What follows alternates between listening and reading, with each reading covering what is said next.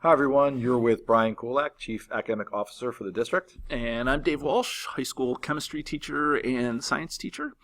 So, again, if you've followed right along, this is the fourth time you've heard our introduction, and if not, then maybe the first. We are trying to spend some time this summer walking you through what an observation expectation looks like, and for all four domains. And this is the final one, professional responsibilities. This is something that, frankly, is probably going to be done largely at the end of the year in sort of a summative way, but it's going to be speaking to all those things that make you a professional and make you a good professional.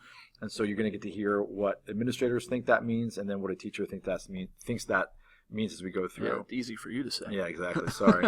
It's been a long day. So 4A, reflecting on teaching. So I believe as the administrator that this should be done before you meet with the administrator. I think this should be done in an ongoing way. And I know it's hard to think about how you could reflect on every single lesson every day, and that is not realistic. But if you know that you're going to have to talk about your lesson, I'll tell you that most administrators start a post-observation with, how do you think it went? And you should have already thought about that.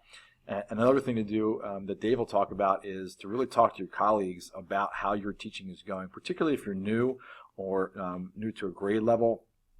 Who else is doing what you're doing and maybe doing it better or differently? That can help. I think that reaching out to your colleagues is one of the best ways that you can reflect and grow as a teacher. But also one of the things that I think goes through this whole domain is being ready to kind of show off how good you are. You know, it's about growing and being able to do that. But I think that it's also, hey, I did this thing that really worked and was really good, and then making it available for people to see as well. So when you're reflecting, it's not just reflecting on what didn't work, but what did work, carrying that through in your own teaching, and then carrying that through for other teachers to take and to use. So you have to kind of be able to toot your own horn a little bit here as well. And I think in all of these, in this whole domain.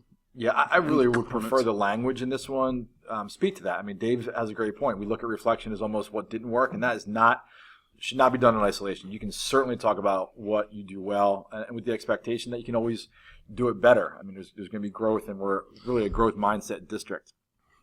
Then we get to 4B where we have to maintain accurate records. Yeah. There's not really any tooting your own horns or anything. This is just this is not a very sexy component. Right. Do the business of school. Yep. Keep grades, read IEPs. Yep. Make sure you know when kids are absent, and just be diligent with this kind of work. And we don't find this to be a problem very often. Even for the most scatterbrained, you can imagine what it would be like for a student or a parent to look on a grade book and see nothing in the first 3 or 4 weeks of a course or a semester. So we don't see this very often. Just do your due diligence here. It's pretty simple. Right. And then when the administrator comes to you and needs a record, you have it. And because it's for a reason, you may not know why, but just having those records definitely makes life easier at the very least. Yep, at the very least. Yeah.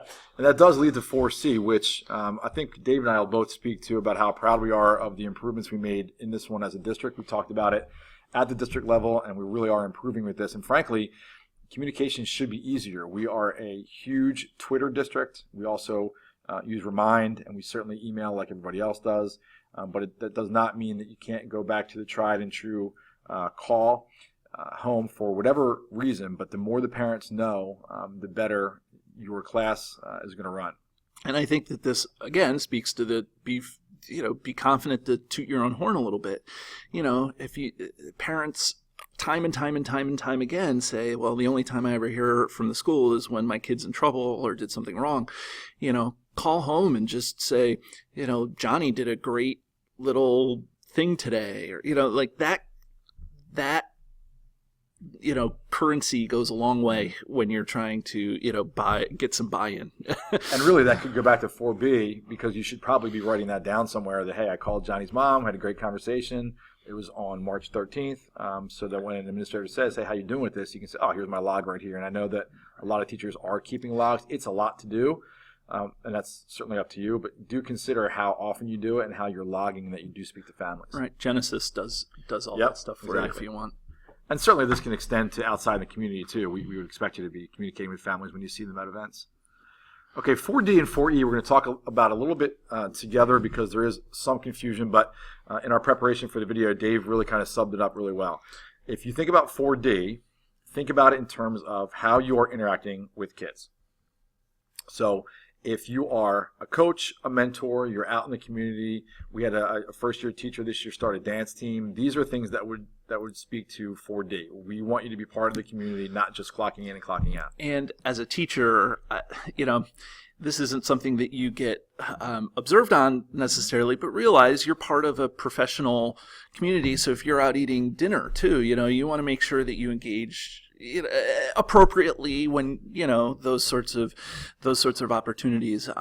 You want to make sure that you carry yourself professionally whenever you're being looked at as a teacher. Mm-hmm. So I think that's important for both of these. Very, because then 4E talks about then, in Dave's words, how you interact with adults, and that's the simplest way to put it. Yeah, and so these are things like, well, you go to conferences, how are you representing your school?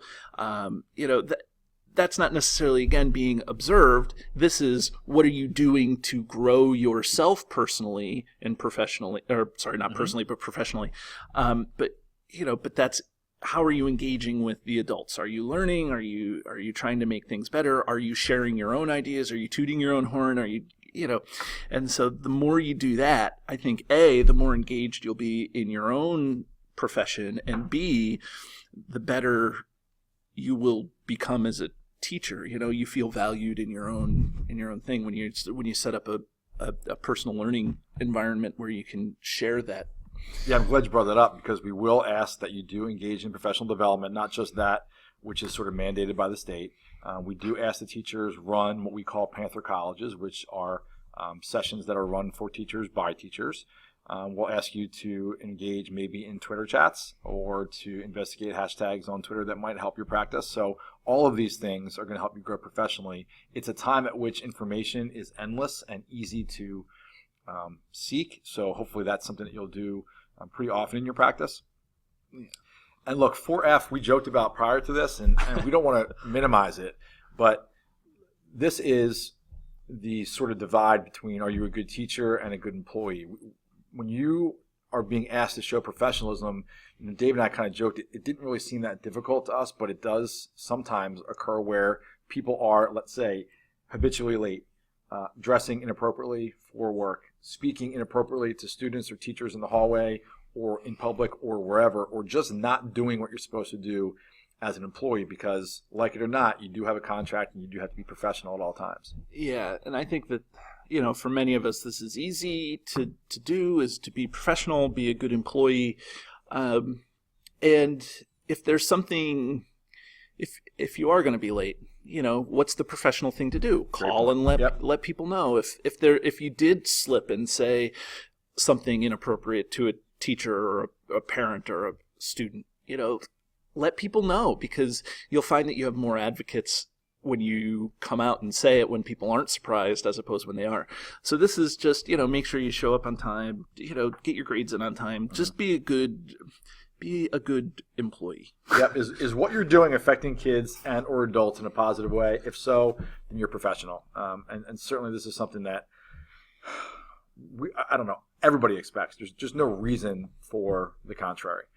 So domain 4, as Dave mentioned, is going to be that which really is not seen, and that also would apply to domain 1. So what you're going to have to do as you go through your year is catalog all the things that you like your supervisor or principal to know about you as a professional, so that this domain near the year's end can be filled in pretty easily. Okay, that's it for domain 4. Thanks for watching.